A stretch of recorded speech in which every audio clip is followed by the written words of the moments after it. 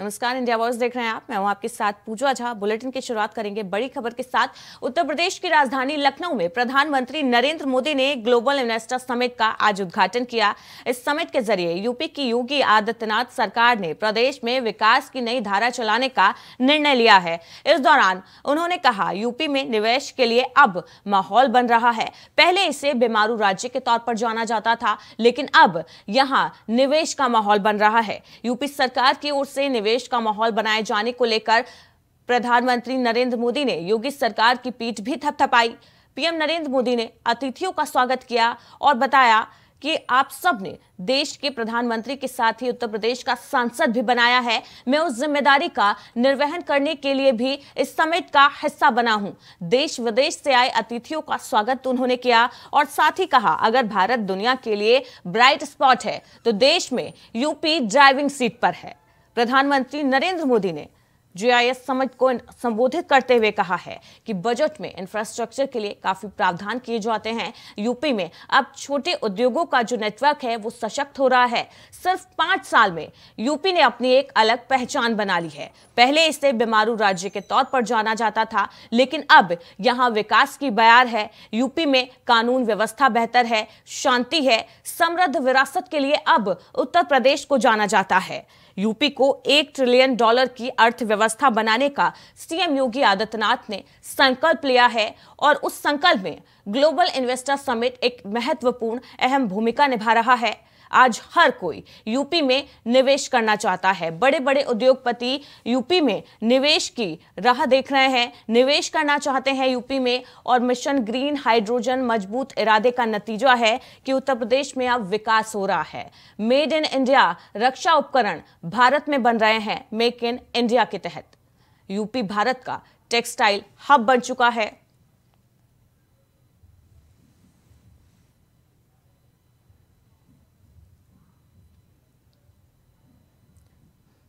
तो प्रधानमंत्री नरेंद्र मोदी ने ग्लोबल इन्वेस्टर समिट को संबोधित करते हुए इन सभी बातों का जिक्र किया और कहा कि अगर भारत दुनिया के लिए ब्राइट स्पॉट है तो देश में यूपी ड्राइविंग सीट पर है।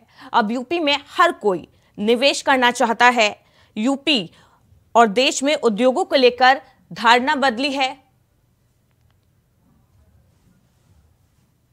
इसी खबर पर ज्यादा अपडेट के लिए प्रियम पाठक हमारे साथ लखनऊ से जुड़ गए हैं। प्रियम, ग्लोबल इन्वेस्टर समिट का आज आयोजन हुआ। मुख्यमंत्री योगी आदित्यनाथ यहां पर शामिल हुए। प्रधानमंत्री नरेंद्र मोदी ने शुभारंभ किया। ग्लोबल इन्वेस्टर समिट के जरिए सीएम योगी ने जो सपना देखा है उत्तर प्रदेश की अर्थव्यवस्था को $1 ट्रिलियन तक पहुंचाने का, वो संकल्प कितना साकार होता दिख रहा है? बिल्कुल, देखिए, एक बड़े जो है कार्यक्रम की सौगात और शुरुआत आज से हुई है, जो कि ग्लोबल इन्वेस्टर समिट के रूप में है। 3 दिवसीय इस कार्यक्रम का आयोजन किया गया है। आज इसकी शुरुआत प्रधानमंत्री नरेंद्र मोदी ने सुबह करी। उनके साथ में देश के रक्षा मंत्री राजनाथ सिंह मौजूद रहे। यूपी के जो मुख्यमंत्री हैं योगी आदित्यनाथ वो मौजूद रहे। राज्यपाल आनंदीबेन पटेल मौजूद रही और यूपी कैबिनेट के सभी मंत्री जो थे वो इस कार्यक्रम के दौरान मौजूद रहे। कार्यक्रम की शुरुआत करी गई। प्रधानमंत्री नरेंद्र मोदी का संबोधन हुआ। प्रधानमंत्री ने अपने संबोधन के दौरान जमकर उत्तर प्रदेश की पीठ थपथपाते हुए और मुख्यमंत्री योगी आदित्यनाथ की जो पीठ है वो थपथपाते हुए वो नजर आए। उन्होंने साफ तौर पर जो है यूपी के अंदर किस तरीके से परिवर्तन हुआ है 2017 के बाद से, उसका जिक्र किया। उन्होंने कहा कि एक समय था जब उत्तर प्रदेश को बीमारू राज्य के तौर पर देखा जाता था, दंगे हुआ करते थे, कानून व्यवस्था नाम की कोई चीज नहीं थी। लेकिन जब से योगी जी बतौर मुख्यमंत्री के तौर पर यहाँ पर आए हैं, उसके बाद से एक बड़ा परिवर्तन देखने को मिला था। और उन्होंने साफ तौर पर कहा कि अगर आज पूरी दुनिया भारत को ब्राइट स्पॉट के तौर पर देख रही है तो उसमें जो ड्राइविंग सीट है उस पर उत्तर प्रदेश काबिज है और लगातार विकास के पथ पे अग्रसर चल रहा है। निवेशक यहाँ पर अब आना चाह रहे हैं, वो खुद यहाँ पर आकर निवेश करना चाह रहे हैं, क्योंकि जिस तरीके से माहौल यहाँ पर बदला है, कानून व्यवस्था का राज स्थापित हुआ है, एक इन्वेस्टमेंट फ्रेंडली माहौल सरकार ने तैयार किया है। तो उन सबका ये नतीजा है कि लगातार उत्तर प्रदेश के अंदर विकास की जो बयार है वो चलती हुई आ रही है और लगातार उत्तर प्रदेश विकास के मार्ग पर आगे बढ़ता हुआ जा रहा है। इसके अलावा उन्होंने साफ तौर पर यहाँ पर जिस तरीके से विकास के कार्य हुए, चाहे वो डिफेंस कॉरिडोर को लेकर हो, मेट्रो की परियोजनाओं को लेकर हो, 5 शहरों में मेट्रो का काम चल रहा है, 5 शहरों में मेट्रो का कार्य जो है वो स्वीकृत हो चुका है, उन सभी बातों का वो जिक्र करते हुए नजर आए कि आज लोग जो है उम्मीद भरी निगाह से भारत की ओर देख रही है दुनिया, और भारत के जो लोग हैं वो उम्मीद भरी निगाह से उत्तर प्रदेश को देख रहे हैं। और उत्तर प्रदेश से वो, क्योंकि खुद वो सांसद है वाराणसी से, उत्तर प्रदेश से आते हैं, तो ऐसे में उन्होंने कहा कि उनकी व्यक्तिगत ये इच्छा है कि यहाँ का विकास बहुत तेजी के साथ में हो और उसको लेकर वो लगातार प्रयासरत हैं। इन्वेस्टरों को उन्होंने कहा कि आप उत्तर प्रदेश आएंगे तो सरकार आपकी सभी तरीके से मदद करेगी। किस तरीके से $1 ट्रिलियन इकोनॉमी करने का जो लक्ष्य सीएम योगी आदित्यनाथ ने देखा है उत्तर प्रदेश की इकोनॉमी को, उसमें ये इन्वेस्टर समिट जो है एक अहम भूमिका निभाने वाली है। 32,92,000 करोड़ रुपए के प्रस्ताव जो हैं वो सरकार को मिले हैं। 3 दिन तक ये इन्वेस्टर समिट जो है वो चलेगी। आज, कल और परसों यानी कि 10, 11, 12 फरवरी का ये आयोजन रखा गया था। अब से महज कुछ देर बाद देश के गृह मंत्री अमित शाह भी जो है इस कार्यक्रम में शामिल होने के लिए पहुंचेंगे। तो कहीं ना कहीं पूरी तरीके से प्रदेश सरकार ने सभी तैयारियां पूरी करी। राजधानी लखनऊ की सूरत दशा और दिशा को बदला। एक नई तस्वीर के रूप में राजधानी लखनऊ जो है वो नजर आई, दुल्हन की जैसे सजी हुई। सभी जगहों पर बड़े बड़े बैनर, पोस्टर लगाए गए जिनके जरिए ये संदेश दिया गया कि किस तरीके से विकास के कार्य उत्तर प्रदेश के अंदर किए गए हैं, यानी ताकि जो विदेशी और जो देसी मेहमान आएंगे, जो देश के आएंगे, जो विदेश से आएंगे, तो वो यहाँ पर आकर समझ सके कि किस तरीके से परिवर्तन हुआ है, किस तरीके से सरकार ने विकास को रफ्तार दी है। इन सभी चीजों का जिक्र किया गया है। कई जगहों उत्तर प्रदेश के विकास को बड़ी रफ्तार मिलेगी और सीएम योगी आदित्यनाथ ने जो संकल्प लिया है यूपी की अर्थव्यवस्था को $1 ट्रिलियन तक पहुंचाने का, उसमें वो कितना सफल हो पाते हैं और ये जो निवेश हो रहा है वो धरातल पर कब उतरेगा, लोगों को उसका राहत कब मिलेगा, ये देखने वाली बात होगी। तो ग्लोबल इन्वेस्टर समिट का आज लखनऊ में उद्घाटन हुआ है। खबरों में आगे बढ़ते हैं। मुजफ्फरनगर में गन्ना मूल्य और बकाया भुगतान, आवारा पशु, बिजली दरें और किसानों के उत्पीड़न समेत कई मुद्दों को लेकर भाकियों की महापंचायत शुरू हो गई। ये महापंचायत राजकीय इंटर कॉलेज के मैदान में हो रही है। बताया गया कि राकेश टिकैत और चौधरी नरेश टिकैत समेत किसान नेता मंच पर पहुंचे। इस मौके पर हमारे सहयोगी आशुतोष मिश्रा ने राकेश टिकैत से खास बातचीत की। आइए आपको सुनाते हैं क्या कुछ इस दौरान उन्होंने कहा। लगातार 13 दिन तक धरना चलने के बाद राष्ट्रीय प्रवक्ता जो है भारतीय किसान यूनियन के राकेश टिकैत भाई एक बार पीछे कर दे फ्रेम। ऐसे में इनसे बात करेंगे किस चीज को लेकर किस तरह से लगातार 13 दिन से लगातार ये भाई एक बार पीछे कर ले, थोड़ी देर पीछे फ्रेम सरकार की बात करने के लिए यहाँ आए। इसके चलते कहीं ना कहीं यहाँ पर महापंचायत का आयोजन करना है। बात करते हैं अब भाई साहब भाई जवान जय किसान। हमारे यूपी के भाई हरियाणा का एक सबका के साथ मेरा धन्यवाद। टाइम का थोड़ा अभाव है। जय जवान जय किसान। भाई हमारे बीच आपने एक लंबी लड़ाई पहुंचे हैं, हम उनका बार बार धन्यवाद करते हैं। 8 साल लेकिन ये जो आज मंच रखा है वो अराजनीतिक मंच है। भाई धन्यवाद करते हैं कि हमारे बीच किसान वर्ग पहुंचे हैं, उनका बार बार हम धन्यवाद करेंगे। अब हमारे बीच में वो 15 आदमी धन्यवाद। हमारे बीच में लगातार आप राकेश भारतीय किसान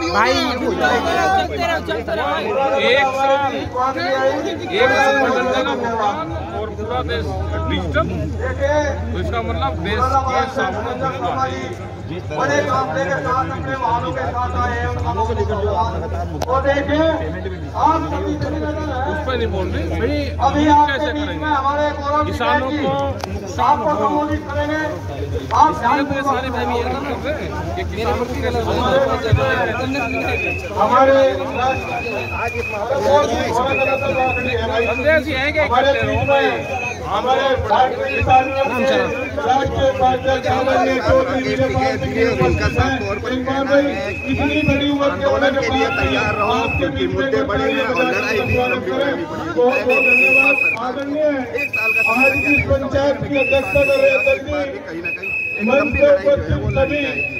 अपने सहयोगी के साथ आशुतोष मिश्रा संगठन के। तो मुजफ्फरनगर में एक बार फिर से किसान लामबंद हुए हैं, अपनी कई मांगों को लेकर प्रदर्शन कर रहे हैं। महापंचायत का आयोजन आज मुजफ्फरनगर में किया गया है। किसानों द्वारा यूपी के कई किसान, कई जिलों के किसान इस महापंचायत में शामिल होने के लिए पहुंचे हैं। मुजफ्फरनगर में इस महापंचायत का आयोजन किया गया। गन्ना मूल्य, बकाया भुगतान, आवारा पशु, बिजली की दरें, किसानों का उत्पीड़न, एमएसपी जैसे कई मुद्दों को लेकर भारतीय किसान यूनियन की तरफ से इस महापंचायत का आयोजन किया गया है, जिसमें कई जिले के जो किसान हैं वो एकजुट हुए हैं। मुजफ्फरनगर के राजकीय इंटर कॉलेज मैदान में इस महापंचायत का आयोजन किया गया है। वहीं महापंचायत को लेकर पुलिस प्रशासन भी अलर्ट है कि इस दौरान किसी तरीके का उपद्रव ना हो, किसी तरीके की कोई हिंसा ना हो। पुलिस भी लगातार अलर्ट मोड पर नजर आ रही है और राकेश टिकैत इस महापंचायत की अगुवाई करने पहुंचे हैं। राकेश टिकैत, नरेश टिकैत, इनके अलावा कई संगठनों के जो किसान नेता हैं वो इस महापंचायत में शामिल होने के लिए पहुंचे हैं और सरकार के खिलाफ हल्ला बोल कर रहे हैं। अपनी कई मांगों को लेकर महापंचायत की जा रही है, रणनीति बनाई जा रही है कि किस तरीके से आने वाले समय में और जैसा कि चुनावी माहौल है, लोकसभा के चुनाव आने वाले हैं, उसको लेकर रणनीति बनाई जाए कि कैसे सरकार तक अपनी बात पहुंचाई जाए, अपनी बातों को मनवाया जाए। उसको लेकर रणनीति बनाने के लिए महापंचायत का आयोजन किया गया है। राकेश टिकैत इस महापंचायत में शामिल होने के लिए पहुंचे हैं और भी कई किसान नेता इस महापंचायत में शामिल होने के लिए पहुंचे हैं। हरियाणा से आए किसान नेता जोगिंदर सिंह का कहना है कि 20 मार्च को दिल्ली में पूरे देश के जो किसान हैं वो एकजुट होंगे और फिर से दिल्ली में 20 मार्च को महापंचायत की जाएगी, जिसमें सरकार को घेरने की रणनीति बनाई जाएगी। अपनी कई मांगों को लेकर किसान एक बार फिर से मुजफ्फरनगर में लामबंद हुए हैं।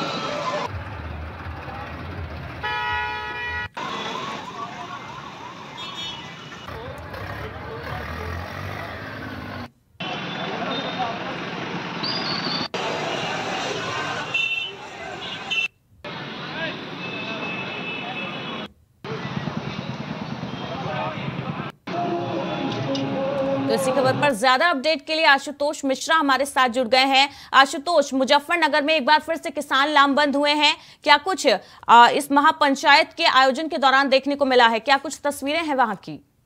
जी देखिए पूजा, आपको बता दो, इस समय मुजफ्फरनगर के जीआईसी ग्राउंड में हजारों की तादाद में जो है किसान वो यहाँ बैठे हुए हैं। लगातार 13 दिन से यह मोर्चा किसानों का यहाँ अपनी विभिन्न मांगों को लेकर चल रहा था, लेकिन 13 दिन तक जब कोई भी सरकार का कोई नुमाइंदा जो है वो उनके पास नहीं पहुंचा या कोई अधिकारी जब उनके पास नहीं पहुंचा, तो उसके बाद इस किसान महापंचायत का जो आह्वान हुआ है राकेश टिकैत के द्वारा किया गया था। वहीं आज की महापंचायत में लगभग हजारों की तादाद में जो किसान है वो यहाँ पर मौजूद हैं। और मुख्य मुद्दों की अगर बात की जाए पूजा, तो मुख्य मुद्दे वही बिजली, पानी और भुगतान, आवारा पशुओं की जिस तरह से समस्या लगातार चल रही है, बिजली के जो मीटर लगातार लगाए जा रहे हैं, यही सब जो बेसिक मुद्दे हैं किसानों, इन्हीं सब मुद्दों को लेकर ये किसान महापंचायत की जा रही है। जी बहुत बहुत शुक्रिया आशुतोष इस अपडेट के लिए आपका। तो मुजफ्फरनगर में गन्ना मूल्य और बकाया भुगतान, आवारा पशु जैसे कई मुद्दों को लेकर किसान लामबंद हुए हैं।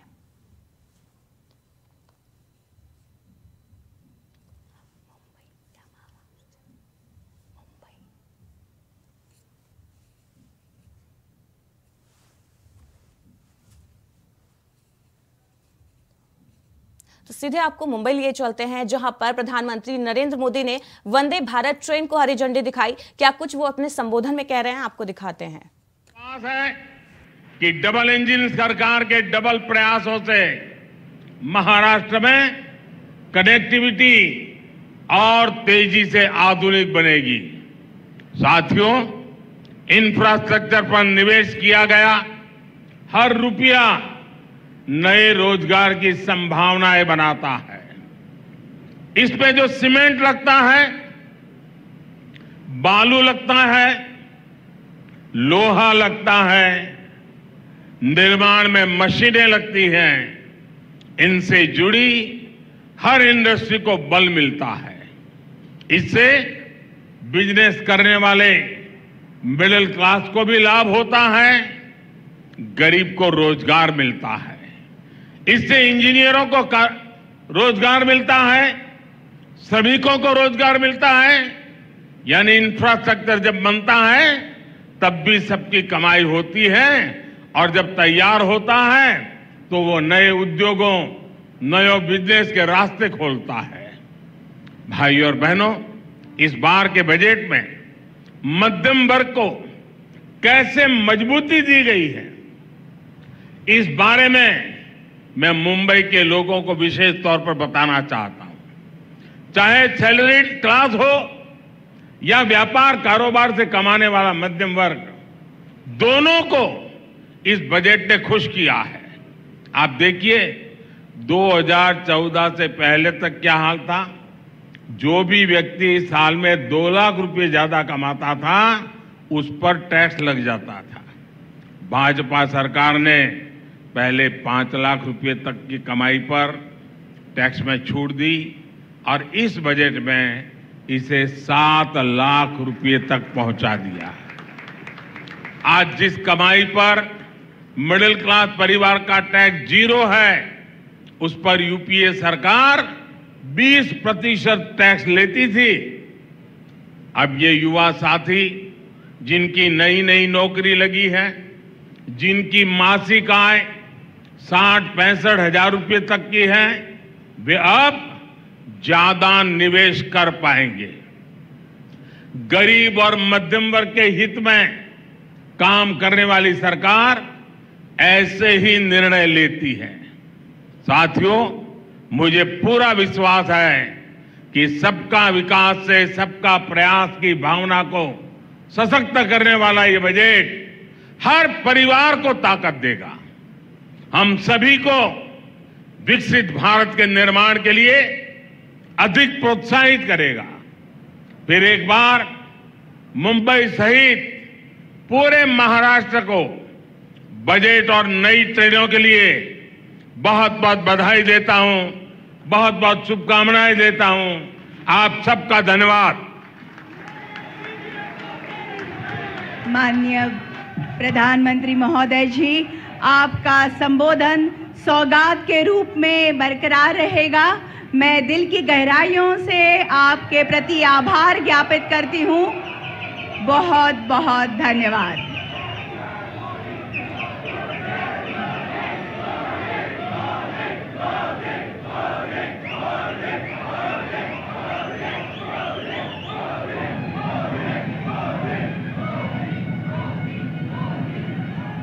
नरेंद्र मोदी ने दी है 2 वंदे भारत ट्रेन की सौगात। प्रधानमंत्री नरेंद्र मोदी की तरफ से महाराष्ट्र को दी गई है। हरी झंडी दिखाकर प्रधानमंत्री नरेंद्र मोदी ने वंदे भारत ट्रेन को रवाना किया है, जहां पर आज कई सौगातें प्रधानमंत्री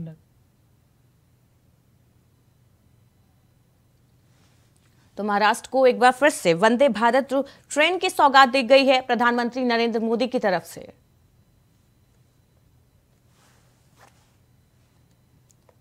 वहीं संभल में लूट की वारदात को अंजाम दे रहे शातिर लुटेरों को पुलिस ने गिरफ्तार कर लिया। दरअसल ये लुटेरे कुछ एक दिन पहले ई रिक्शा को लूटकर फरार होने की फिराक में थे। उसी दौरान पुलिस ने लुटेरों को गिरफ्तार किया। आरोपियों के पास से पुलिस ने ई रिक्शा, एक मोटरसाइकिल के साथ अवैध तमंचा बरामद किया है। पुलिस के मुताबिक इन पर पहले भी कई आपराधिक मुकदमे दर्ज हैं।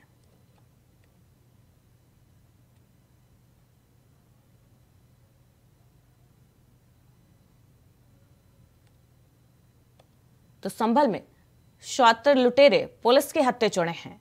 बाइक और अवैध तमंचा इनके संभल एवं श्रीमान अपर पुलिस अधीक्षक महोदय जनपद संभल के कुशल नेतृत्व में थाना बनियाठेर की पुलिस द्वारा चौकी आटा के पास आज लूट के 2 अभियुक्तों को गिरफ्तार किया गया है, जिनके पास से एक चोरी की ई रिक्शा, एक चोरी में प्रयुक्त मोटरसाइकिल एवं एक तमंचा और एक चाकू बरामद किया गया है। उनके ऊपर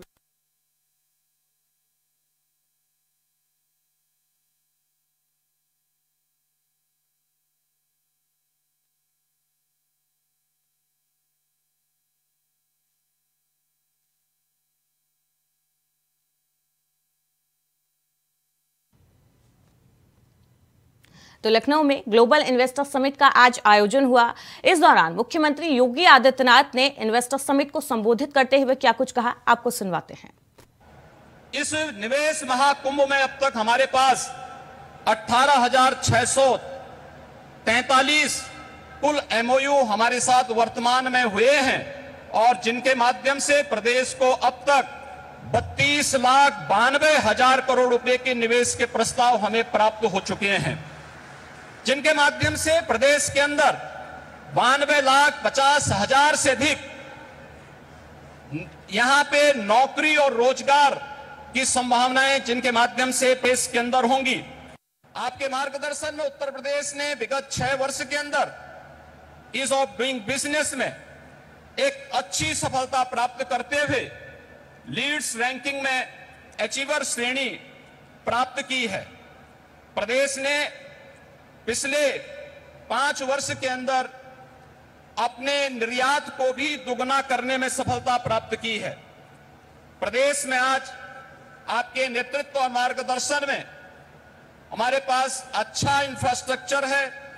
प्रदेश बेहतरीन कानून व्यवस्था के लिए आज जाना जा रहा है और उत्तर प्रदेश की जो अन्य तमाम संभावनाएं हैं, जिसमें उत्तर प्रदेश भारत की फूड बास्केट के रूप में जाना जाता है, खाद्यान्न, दूध, गन्ना, आलू व इथेनॉल उत्पादन में प्रदेश देश में नंबर 1 है। वाराणसी का सिल्क क्लस्टर, भदोई का कालीन क्लस्टर, ये प्रमुख टेक्सटाइल हब भी उत्तर प्रदेश के अंदर। तो वे इस समिट को संबोधित करते हुए प्रधानमंत्री नरेंद्र मोदी ने क्या कुछ कहा, वो आपको सुनवाते हैं। इंफ्रास्ट्रक्चर के साथ साथ यूपी में सरकारी सोच और अप्रोच में ईज ऑफ डूइंग बिजनेस के लिए सार्थक बदलाव आया है। साथियों, आज यूपी एक आशा, एक उम्मीद बन चुका है। भारत अगर आज दुनिया के लिए ब्राइट स्पॉट है तो यूपी भारत के ग्रोथ को ड्राइव करने वाला एक अहम नेतृत्व दे रहा है। अब यूपी को सुशासन से, गुड गवर्नेंस से पहचाना जा रहा है। अब यूपी की पहचान बेहतर कानून व्यवस्था, शांति और स्थिरता के लिए है। अब यहां वेल्थ क्रिएटर्स के लिए नित्य नए अवसर बन रहे हैं। बीते कुछ वर्षों में आधुनिक इंफ्रास्ट्रक्चर, उत्तर प्रदेश के इस इंफ्रास्ट्रक्चर की जो पहल है उसके परिणाम नजर आ रहे हैं।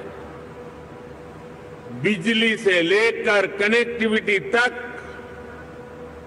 हर क्षेत्र में सुधार आया है। बहुत जल्द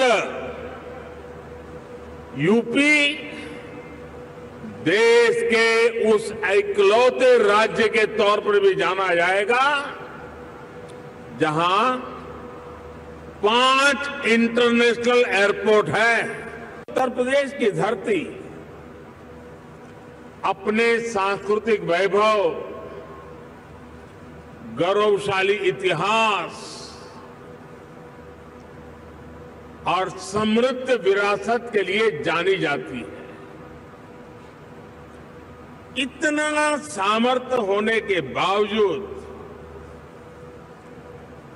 यूपी के साथ कुछ बातें जुड़ गई थी। लोग कहते थे यूपी का विकास होना मुश्किल है।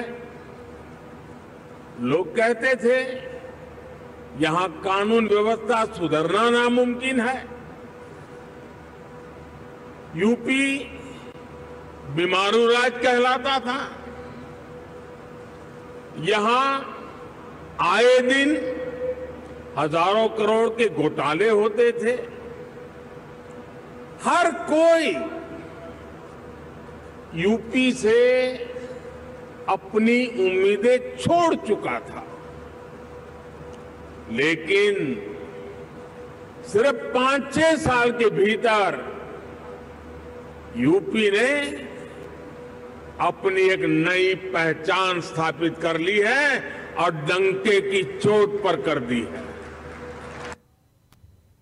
तो पहले जिस यूपी को बीमारू राज्य कहा जाता था, उस यूपी में अब निवेश के लिए माहौल बन रहा है। प्रधानमंत्री नरेंद्र मोदी का ये कहना है। बुलेटिन में फिलहाल इतना ही। लगातार खबरों के लिए देखते रहिए इंडिया वॉइस।